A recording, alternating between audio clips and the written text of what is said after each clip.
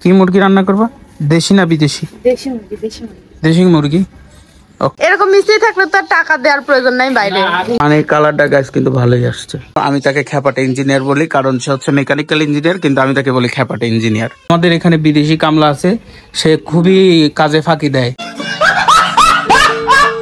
বাসায় কাজ করতে গিয়ে আমার জামাই একদমই কামলা হয়ে গেছে, তাও আবার রাজমিস্ত্রির কাজ সে একদিনের মধ্যেই পেরে গেছে। তাও একটা চিন্তার বিষয়, আমার জামাই রাজমিস্ত্রির কাজ এত ভালো কিভাবে পারে সেটা আল্লাহই ভালো জানে। তো চলেন দেখি সে কি কি করে।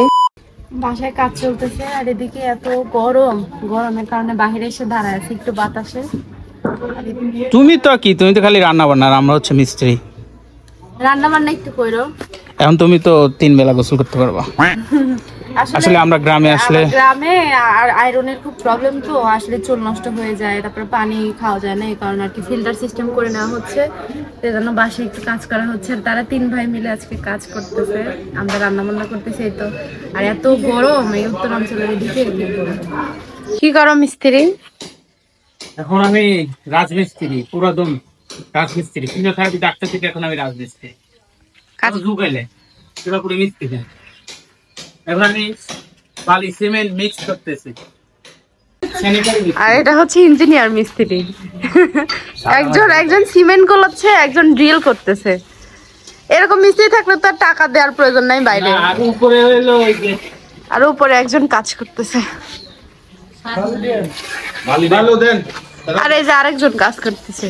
সবাই কাজে লেগে গেছে। এবার বাড়িতে ঈদ করতে গিয়ে আমাদের সব কাজই হয়েছে। এই ধরেন বাসার এই কাজটা একদম ঈদের 2 দিন পর থেকেই শুরু করা হয়েছিল।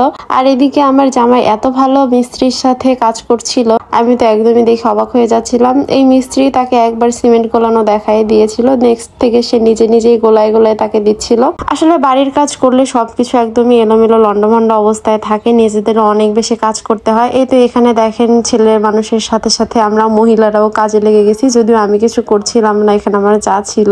বাড়িতে ছোট বড় যে কোনো কাজই হোক সবকিছুতেই ঝামেলা হয়ে যায়। এখানে বাকি সবাই এই কাজগুলো করছিল, আর ওদিকে আমি রান্না বান্নার কাজ করছিলাম। ছেলেরা করতেছি হচ্ছে কামলাগিরি, আর আমাদের বউয়েরা করতেছে হচ্ছে রান্নাগিরি। হ্যাঁ, তো কি রান্না করো শেফা? পুঁই শাক রান্না, তারপর মাটির চুলায় পুঁই শাক রান্না, আর মাটির চুলায় পুঁই শাক রান্না হচ্ছে। আর ওদিকে মুরগি কাটাকাটি হচ্ছে। বড় কি মুরগি রান্না করবা? দেশি না বিদেশি? দেশি মুরগি, দেশি মুরগি। দেশি মুরগি। ওকে, তাই রান্না করে, ঠিক আছে।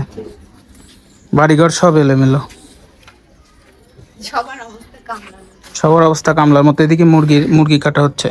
আমাদের এখানে বিদেশি কামলা আছে, সে খুবই কাজে ফাঁকি দেয়। সাত কামলা প্রচন্ড পরিমাণে কাজে ফাঁকি দেয়। ওকে যদি বলা হয় এটা করো, ওর হাতে ব্যথা, পায়ে ব্যথা, মাজায় ব্যথা, কোমরে ব্যথা। আমাদের সবার অক্লান্ত পরিশ্রমের পর ফাইনালি আমাদের এগুলা লাগানো শেষ। এখন আমরা এই ফিল্টারের পানি খেয়ে টেস্ট করব, আর ফিল্টারের পানি নিয়ে আসবে হচ্ছে শেফা। তারপর ওই খাবে আগে, তারপরে রিভিউ দিয়ে তারপর আমরা সবাই খাবো। তারপর শেফা খাওয়া দেখো না, তুমি আগে খাও। পানির কালারটা গাছ কিন্তু ভালোই আসছে, কোনো আয়রন নাই, লাল কালার হয়নি। পানি হলুদ হতো, এখন পুরো সাদা ক্লিয়ার।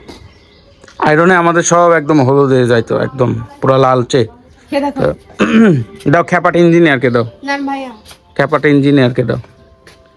এদিক তারা এই পানিটা আসলে আয়রন মুক্ত হয়েছে, আমরা খেয়ে টেস্ট করতেছি। এটা অরিজিনালি আয়রন মুক্ত। আপনারা চাইলে এরকম করে আপনাদের বাসায় দিতে পারেন। আসলে গাইজ এই ব্লগটা শেয়ার করার উদ্দেশ্য হচ্ছে যাদের বাড়ি এরকম আয়রনের প্রবলেম আছে তারা এটা করতে পারেন। আর আমরা আসলে সবাই মিলে এই কাজটা করছি, তো এই জন্য একটু বেশি এক্সাইটেড। বাসায় আমার আম্মুর আসলে অনেক প্রবলেম হয়ে যায় এই পানি টেনে নেওয়া, পানি ইয়ে করা। তো যেখানে আম্মু আব্বুর সবার সুবিধার জন্য আমরা এটা করে দিয়ে গেলাম। তো হোপফুলি ভালো হবে। তো আজকের ব্লগটা এই পর্যন্ত, সবাই ভালো থাকবেন, দেখা যাবে নেক্সট কোন ব্লগে। আল্লাহ হাফেজ।